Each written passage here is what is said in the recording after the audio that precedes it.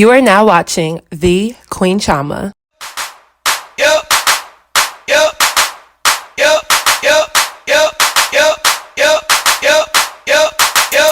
So hey guys, I'm back with another video. So tonight's video is going to be yet again another Chioma Chats video podcast edition. So by the title, we are going to be discussing Tory Lanez dropping his new album. So the rumor was that Tory Lanez was actually supposed to get on Instagram Live sometime last night, but he ended up actually dropping a whole album of music, 17 songs, and a lot of the songs came for so many people, as well as addressing the entire situation with Meg Thee Stallion. I just wanted to kind of give my first reaction to everything going on, what people were saying on the internet, as well as Tory's response. So let's get right into this video. So my point number one for real is I feel like this is a little bit too late. I understand he wants to build up all of that attention and all of that tension so that he can drop this album, get him more buzz, get him more views, get him more likes, get him more plays. But I kind of feel like it's been so long since the initial instant when this story broke that he should have definitely spoke out or said something or dropped something then. The fact that he pushed his album back to then include this situation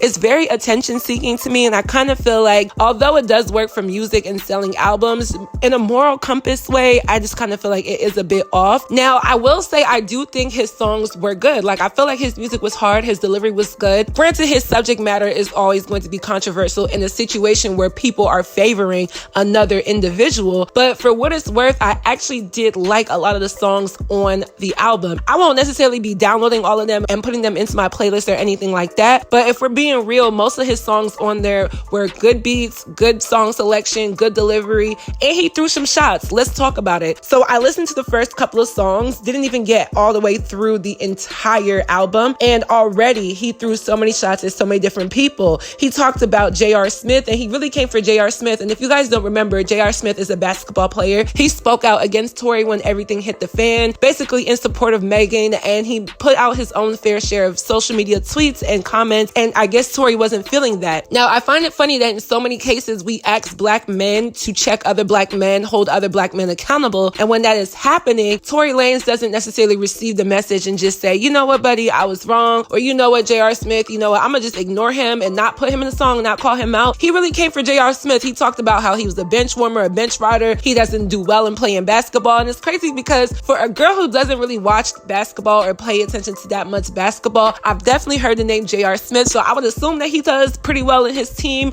but trust me, y'all, I do not watch basketball like that. He also came for Asian Doll, who is another female rapper who spoke against Tory Lanez. I found that very crazy. He was like, you know, I don't know you, I've never heard a hit from you, which, okay, is fair to say, but it's kind of like everybody has something to say about this situation. It wasn't just going to be strictly talking about, you know, the main characters in this situation, Tory, Meg, and people close to them. Everybody who's anybody has the right to have an opinion and voice their concerns about anything that they feel they want to. Like, this is why commentary exists. This is why opinions exist. This is why all of this conversation exists, because if something happens where, you know, it's a big story like Tory Lanez and Meg Thee Stallion, we can talk about it. So I feel like him trying to kind of shut up Asian Doll and saying like, you don't have a right in speaking about this because you don't know me. I understand that, because it's always kind of like, okay, don't talk about me, you don't know me. But this is a public situation. Like, you know, everyone's talking about this. Everyone knows what happened, and everyone has been waiting for Tory to say something. So it's going to be very interesting to see how Asian Doll responds to Tory Lanez. I'm pretty sure she'll be responding in 3,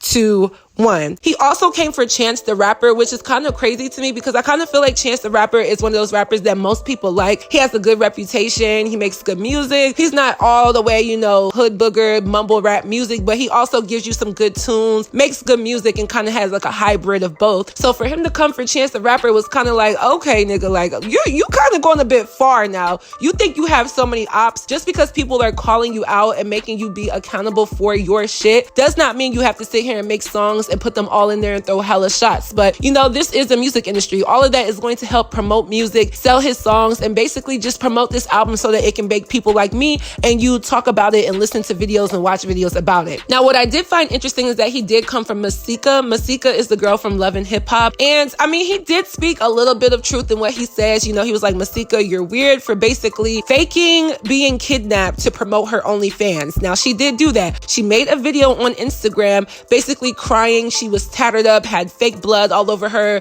and she just looked really shaken and disheveled. She was actually kind of scary if you're looking at it first glance. And she basically said, she was being kidnapped and that she needed help and that somebody should come get her and that they should look at the link in her bio. And the link of her bio basically was leading to an OnlyFans account. And Masika inauthentically said that it was to support the kids who were being human trafficked and whatnot. Baby, that was a lie. The lie detector said that was a lie more than 1,000 times. Because no, Masika. So for him to call out Masika, I feel him. Okay, that was weird. But again, Masika has the right to speak on the situation. You really did shoot a woman. Now, moving on to point number 2, you guys, the lack of accountability was what was killing me. I mean, come on, Tory. He basically said that Megan's team is trying to frame him, didn't do anything. She was drunk, that she was at Kylie's house off of 1942, which is a liquor. And it's just Tory, if you're gonna do it for real, okay? If you're gonna be about that life and shoot somebody in the foot and basically put a black woman in danger who was supposed to be a part of your team or your friend, if you're going to do that, do it for real. I need you to stand 10 toes in that. No pun intended, but I need him to be 10 toes in it, okay? Because my thing is this: you're not going to sit here and do something that horrendous and that treacherous and then turn around and point fingers at other people and talk about how the narrative is being flipped to make you look like a bad person. Whether it was going to get good press or bad press, you still did what you did, Mr. Lanez, okay? Mr. Drive, Mr. Lanez, Mr. Pathway. You still did what you did, and that's what's getting me. I really cannot stand when people don't take accountability, because I feel like he would have gotten a little bit more respect if he just owned up to it. He's still gonna have haters, but when you kind of beat around the bush, point fingers, don't take accountability, it just makes you look, number 1, childish, and number 2, it makes you look like you just want to keep lying and keep progressing a whole bunch of bullshit that really does not have to be spewed out here. Honestly, this story can definitely get wrapped up. As much as I gave my support to Meg and any other woman who's been attacked by a man who she once trusted, whether it be a friend, a homeboy, a boyfriend, a husband, or whatever, this story can kind of get wrapped up. And like I said in point number 1, he waited so long before he actually dropped a project. And the fact that your response is not a live, it's not an interview, it's not an apology, it's not a written statement of any form, it's a whole album to basically put money into your pockets and get people talking and pretty much spin the narrative back into another black woman to make her look even bad and kick her while she's down, while she's going through this trauma. You get 0 points for that. You literally get 0 points for that. You get absolutely no points in my book. Now, point number 3 is just the overall point of the album. Most people are on social media right now basically telling Tory to just stop, okay? It's kind of like they're saying, because no. People are kind of disgusted by all the men who were hyping up Tory Lanez. And, to me, it is kind of suspect that there are so many men who were on Meg Thee Stallion's side, but because Tory Lanez drops one album that's not even really a formal statement addressing anything for real, now all of a sudden some men who were, on Megan's side are now jumping ship and switching sides. I find that to be a little bit crazy. One of his lines that he had in his song that was actually pretty outstanding to me is when he said, "You can play me, you can frame me, but I'ma reach the top. I would never put you in no danger, and if I did, you would have said it when you seen the cops." Now, I find this lyric very, very, very interesting. And Megan did say that she didn't say a lot, or she kept things in when the police came due to the social injustices that happen with black people and the police in America,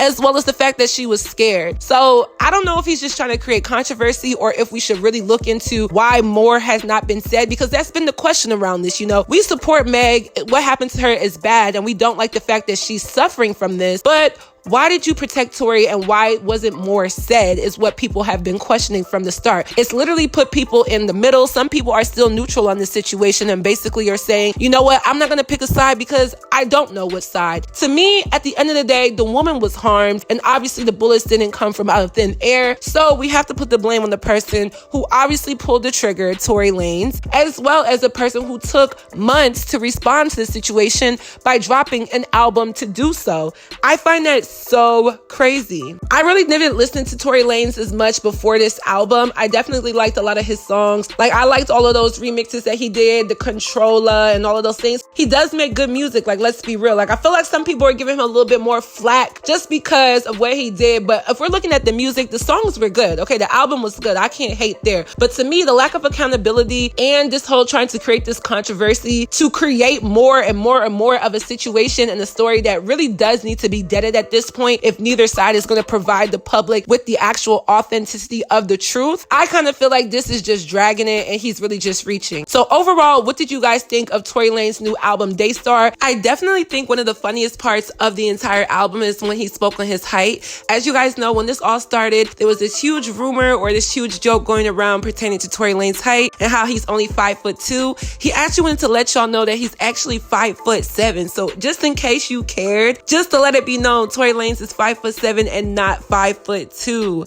We learn something new every day, don't we? Okay? How do you feel about him addressing all of those people as well as Meg? I wasn't expecting him to drop as many names as he did, but I guess he kind of said F it. He was just gonna come and drop the names and say whatever he needed to say. At this point, he's been drugged through the media for months. Nobody was really rocking with him. He even mentioned how he lost out on so much money. So he kind of probably said, hey, I have nothing to lose. So what were your overall thoughts? Let's get the conversation started down below in my comment section. Don't forget to follow me on all my social media networks, and I'll see you guys in my next video. Bye, guys.